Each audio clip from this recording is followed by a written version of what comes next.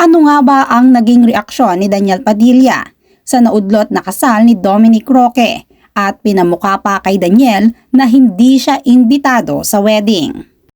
Matapos ang naging kumpirmasyon tungkol sa hiwalayan ni Bea Alonzo at Dominic Roque at walang kasalang magaganap ngayong 2024, pinaglalaruan naman ngayon ng ilang tagahanga ni Daniel Padilla si Dominic. Ilang linggo bago kumpirmahin ni Boy Abunda ang breakup ni Bea at ni Dominic. Ayon kay Dominic sa isang interview na hindi imbitado ang dati niyang kaibigan at ex ni Catherine Bernardo na si Daniel Padilla sa pag-iisang dibdib nila ni Bea. Ayon sa kanya kasi hindi pa naman kami okay ni DJ. Ang ex-girlfriend umano ni Daniel na si Catherine Bernardo at hindi ang aktor ang imbitado sa binabalak sanang pagpapakasal ni Bea at ni Dominic.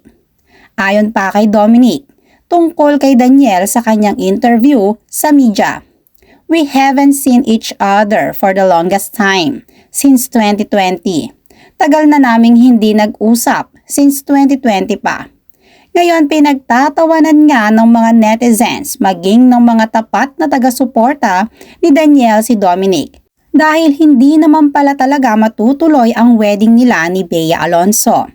Tila bago pa man ang naging interview ni Dominic Roque ay mayroon na silang misunderstanding ni Bea o hiwalay na talaga sila at sinusuyo pa lamang ito ni Dominic. Ayon pa dito, na kay Daniel ang huling halakhak. Yan ang ilan sa mga pagtatanggol at mga komento ng mga taga-suporta ni Daniel Padilla na talagang nananatiling tikom ang bibig tungkol sa naging pahayag ni Dominic. May ilan pang ang mga meme na lumabas dito. Reaksyon ni Daniel Padilla kay Dominic sa Bea breakup. Ang iba naman ay pinararatangan pa si Dominic na nag-oversharing dahil sa mga inilahad niya tungkol sa mga detalye ng pagpapakasal nila ni Bea. Ibang-iba kasi ito sa sinabi ng aktres sa kanyang naging interview sa PEP noong February 1, 2024. "I'll let you kapag meron na akong idea.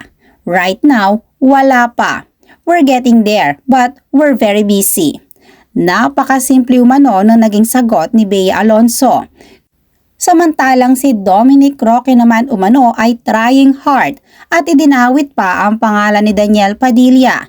Tila pinamumukha pa nito na hindi magiging imbitado si Daniel sa kanilang magiging kasal sana ni Bea Alonzo. Ilan naman sa mga naging reaksyon ng netizens ay sinasabing pinagtatawanan umano ngayon ni Daniel Padilla ang naudlot na kasal ni Dominic Roque matapos ang mga naging pahayag nito tungkol kay DJ.